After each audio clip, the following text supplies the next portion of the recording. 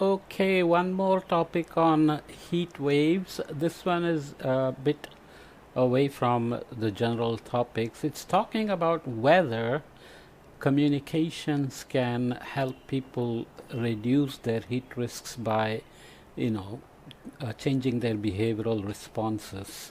It's an interesting study. I'm going to be brief again. Heat risks.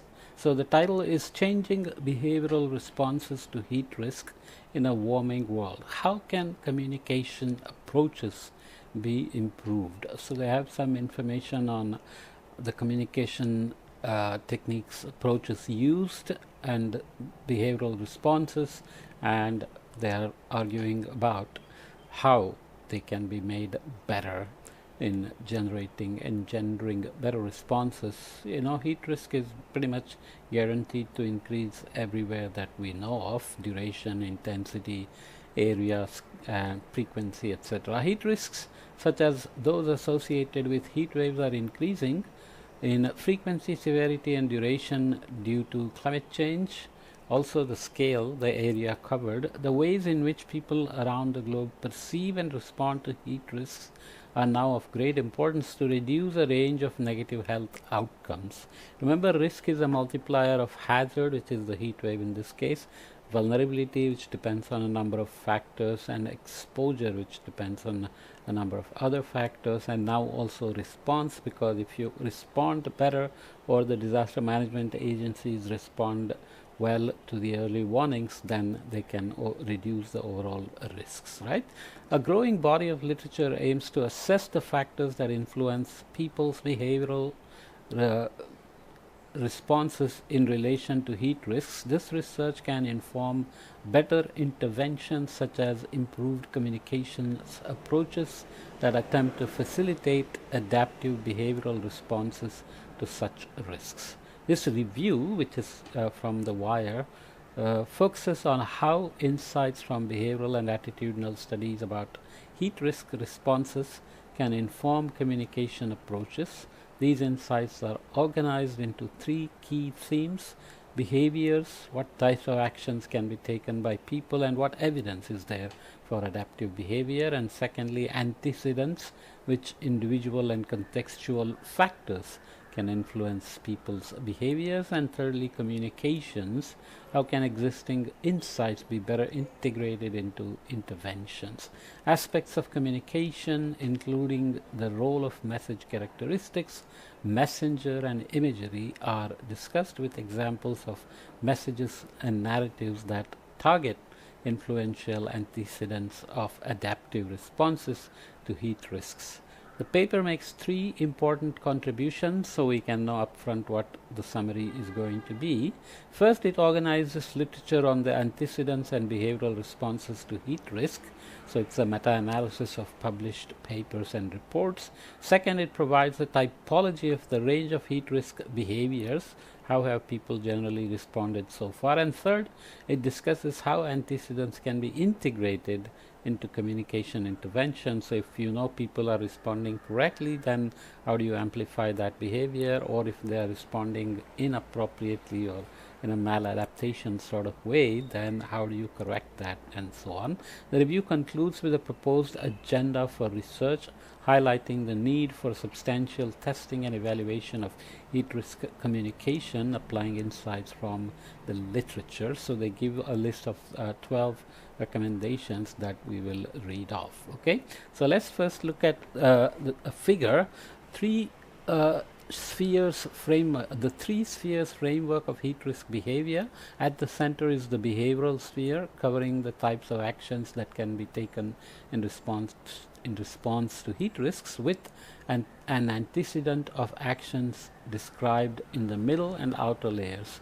The middle individual sphere covers personal, affective, and cognitive antecedents of heat risk behavior. Affective is a psychological term which means behavioral, essentially. The outer contextual sphere covers contextual factors influencing individual and behavioral layers. So here it is, the inner circle is behavioral, information seeking, protective actions, preparative actions, political, climate change mitigation, evacuation, purchasing, insurance, maladaptive behaviors which you want to correct, helping others, and implementing institutional responses. So those are categorized into behavioral. At individual level, then you have threat appraisal, whether empirical or based on social media information or based on antecedents, and coping appraisal, emotion and affect, exposure and experiences, value and ideology, and knowledge and awareness. So there are various factors involved in values and ideology that will maybe briefly touch on. In terms of contextual, you have policy, geography, demographics, structural and environmental, behavioral interventions, social influences, and communication. So when you talk about the message and the messenger, you are always talking about credibility, legitimacy, and salience. There are people you trust, there are people communities trust, there are people that are trusted by individuals, and their message is considered important and legitimate, and so on. So it's not necessarily the people who are making forecasts, for example. It could be some community ground roots non-governmental organization, and so on, social workers, etc. Types of behaviors, then just touching on it a little bit, a large number of possible behavioral responses to heat risks have been reported in the literature to date. Heat risk responses range from using an indoor air conditioning unit, to drinking more water and fluids, to wearing light clothing, to adapting the vegetation cover in one's garden. There are many possible ways of categorizing precautionary behaviors using existing axes, such as egocentric, pro-social, and altruistic actions.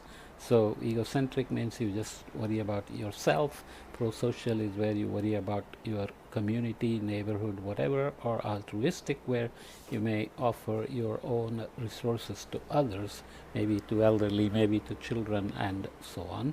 However, to date, there is no overarching typology which has been specifically tailored to categorize heat risk actions and responses into a coherent framework. Given this gap, we provide a typology of heat risk behaviors with examples. We'll see table 1 in a minute. This typology adapts and expands upon a previous paper from 2019 from Van Valkengoed and Steg's paper. Highly relevant categorization of adaptation behaviors is put down in that paper.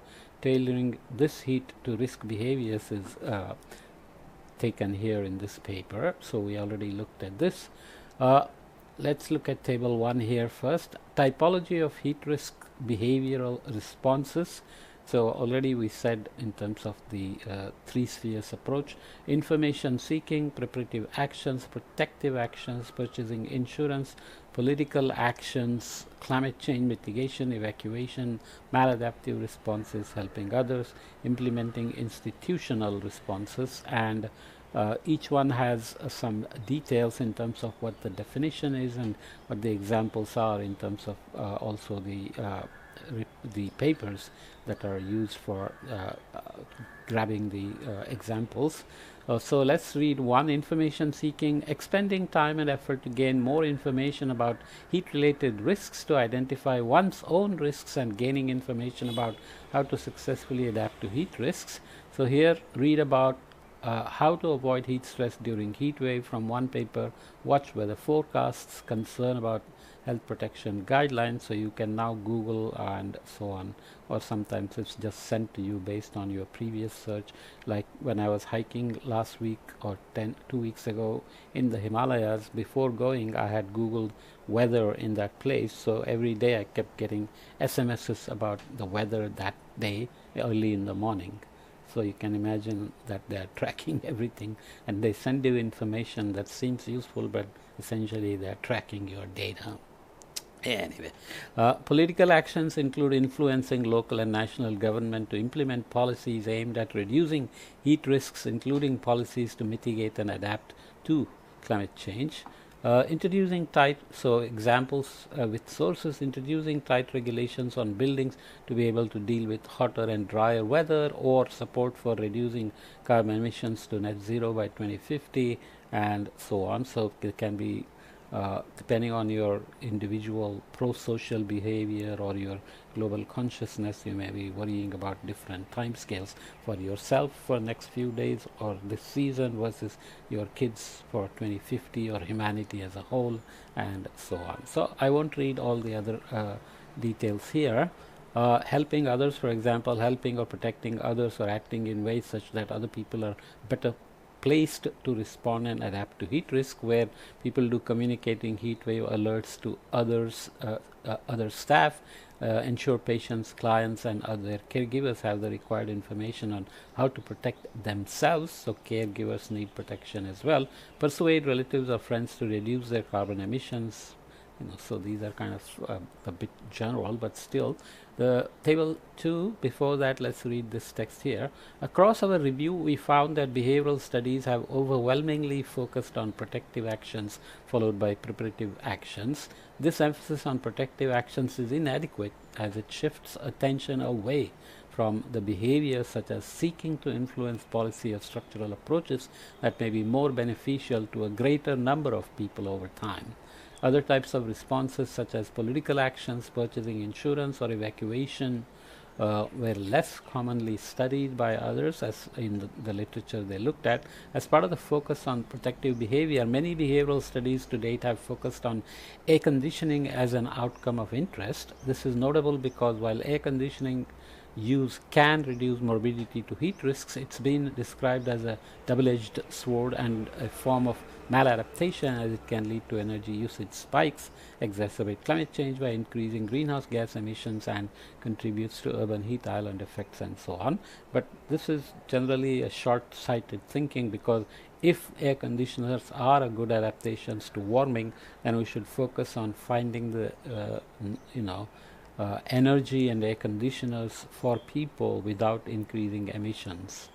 That should be the way to think about it, and not say you cannot use air conditioners. That's silly, right? So this speaks to a broader discussion on the importance of better integrating measures of climate adaptation, such as increasing resilience to heat risks, with those for mitigation, such as installing energy efficiency measures and provide, system has to provide renewable energies or local solar and wind, etc. The complexities of protective behavioral responses highlighted in this review demonstrate the wide range of approaches that may be of increasing policy relevance. So that's kind of a broad comment, but nonetheless, what are the factors that influence heat risk behaviors and intentions according to the meta-analysis in both quantitative and qualitative studies they looked at? Individual antecedents can be knowledge and awareness, threat appraisal, and coping appraisal. Example of factors, noting that not all factors are mutually exclusive.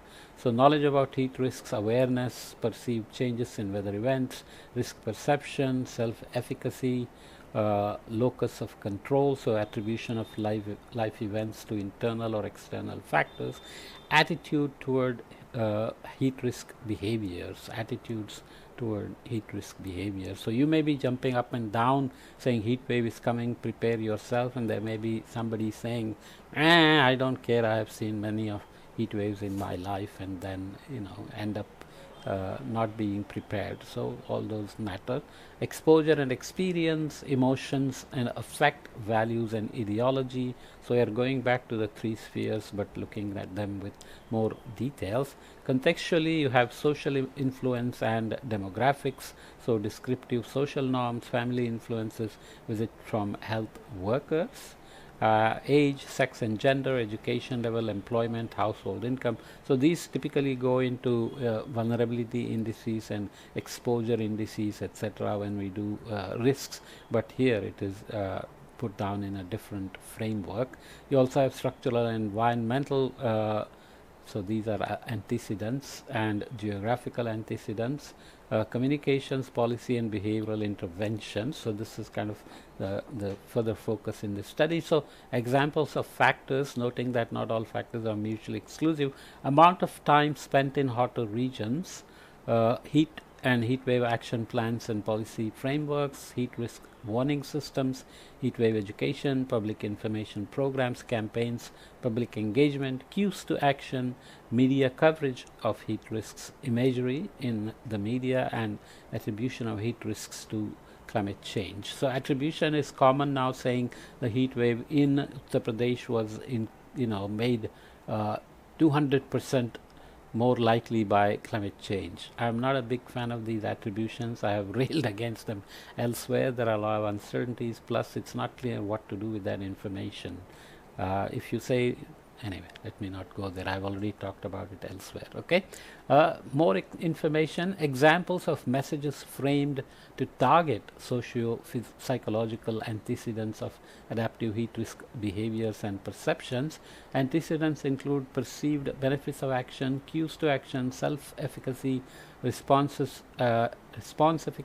efficacy, and perceived effectiveness in dealing with heat risks. Social norms, injunctive and descriptive norms, positive effect about heat, so negative directionality, experience and exposure, perceived control, concern about climate change, that's pro-social behavior, or you may be practicing rational ignorance as well, saying it's not going to affect me if you have air conditioned car and resources to deal with heat waves and so on.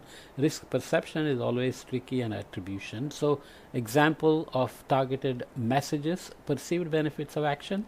Taking actions to protect yourself from heat risks can bring substantial benefits, from remaining cool during heat waves to reducing your risk of heat stroke and other illnesses.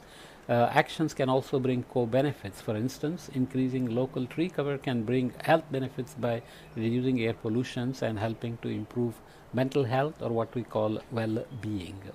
Okay, another example here, experience and exposure. Examples of targeted message: think back to the last time you felt overwhelmed by the heat, perhaps sick or faint with heat stress, and this is the reality of heat risks. So people have a problem of forgetting over time, so the same place may not get hit with extreme heat events for a while. Then there is evidence that the floods of 2003 in the UK, for example, they went and told people that it was made possible or made worse by climate change, so people paid attention and took some actions, but nothing happened for 10 years. Then they had forgotten about the floods. Okay, so this is very common as well. Risk perception is important, and the targeted message would be: do not think you are free of personal risk from extreme heat. These types of events can affect everyone, anywhere.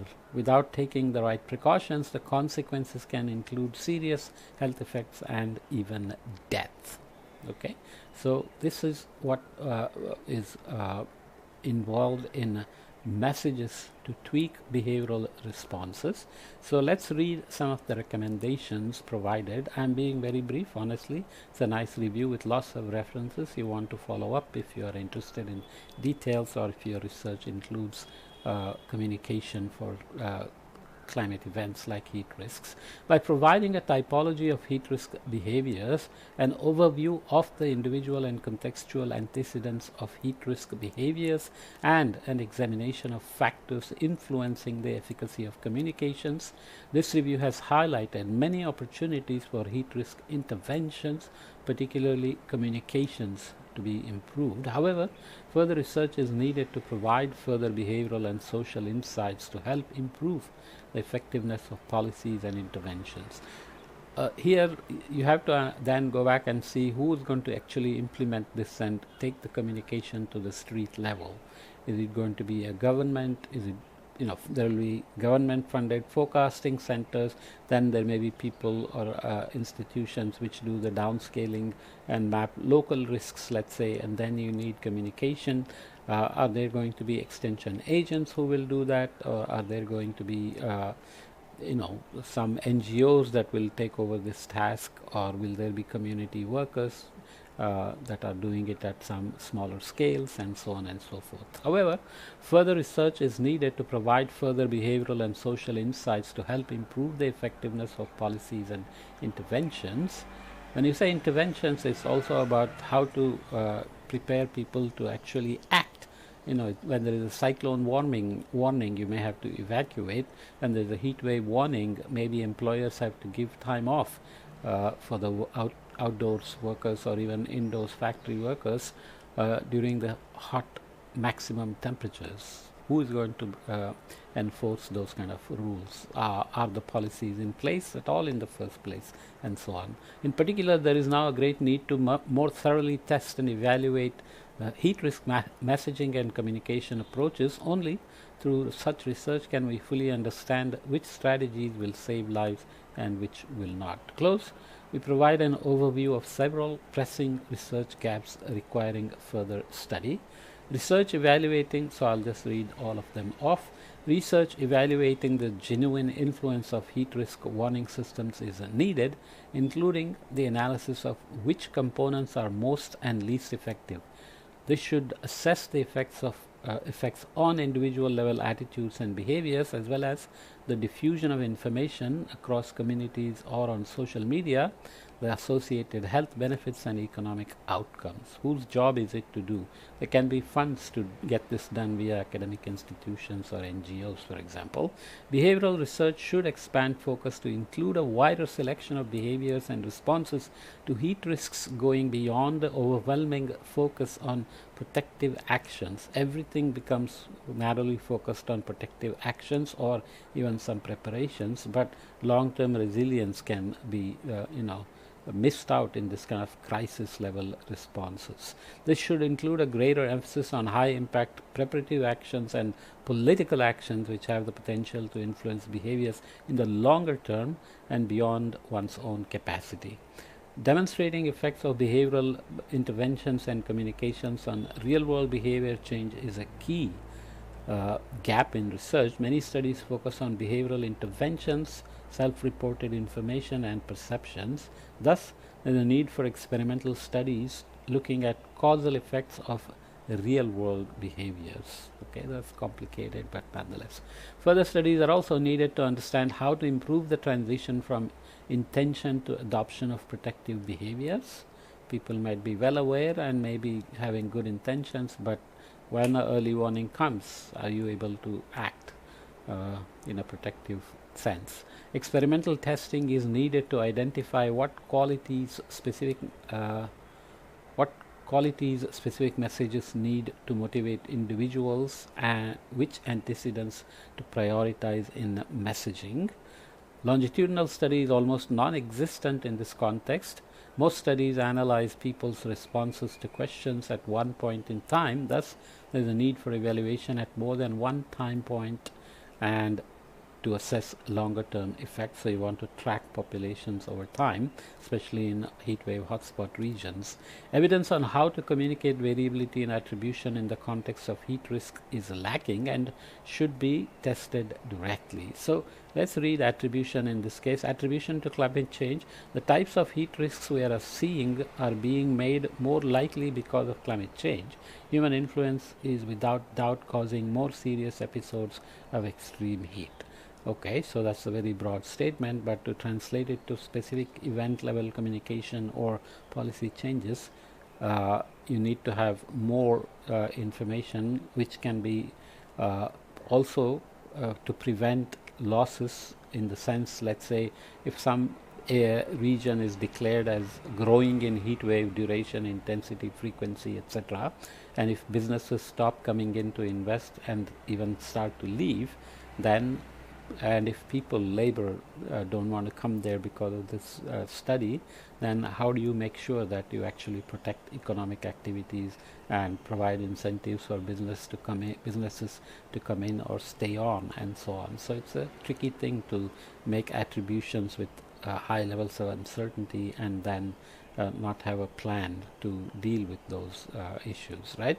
So perceptions of heat risk also is where was I? Longitudinal evidence on how to, so Longitudinal study is almost non-existent. We already said evidence on how to communicate variability and attribution in the context of heat risks is lacking and should be tested directly, but this you better check out what exactly it means for your region or like even for a nation as a whole. Right, if India is getting more heat waves, then what can India do? There will be remotely forced heat waves, so you can only do adaptation and mitigation as a part of the global action, but if they're going to be loss and damage to compensate for remotely forced increased risks. Several studies have understandably focused on older persons given their higher vulnerability. However, this has left a need for more research tailored to other vulnerable groups such as homeless people, drug and alcohol dependents, disabled people, people in poverty, and vulnerable outdoor workers, laborers. There is also relatively less research considering youth perceptions of heat risks, despite the younger generation living with greater risks into the future. In general, young people may not pay attention or may not feel vulnerable. They may continue to play outside or expose themselves to heat risks. So how do you tell them that things are getting worse and you may be exposing yourself without realizing that they are getting worse? Research is needed to test how people respond to heat risk imagery. The assumption that heat risk imagery should induce negative effect should be tested in order to validate claims. If this claim is supported, such research has the potential to influence media usage of imagery. It would be worthwhile testing frameworks of heat risk messages highlighted in this review, such as testing messages which combine threat, efficacy, and social norms characteristics. So you have to basically make hyperlocal early warnings and maybe decadal predictions of heat wave risks at short and long time scales, plus make it region specific in terms of culture, language, and if women are required to wear certain clothing, how do you bring about policies to help those women in during heat waves? Right, light clothing is okay in some cultures and only for men in other cultures, and sometimes okay for women in some cultures, and so on. So there are details that we have to worry about. Many studies have been conducted during hot periods. This leaves a gap whereby changes in behaviors and antecedents across the seasons have been left under researched. Studies needed to understand how effects of interventions may vary throughout the year, perhaps before, during, and after heat risk periods. Okay, so as I said, it's a nice long review paper. I have reduced it to a very brief podcast of only about 28 minutes, but there is incredibly useful material there you want that you may follow up with if you are interested in more details. Okay, I will leave it here.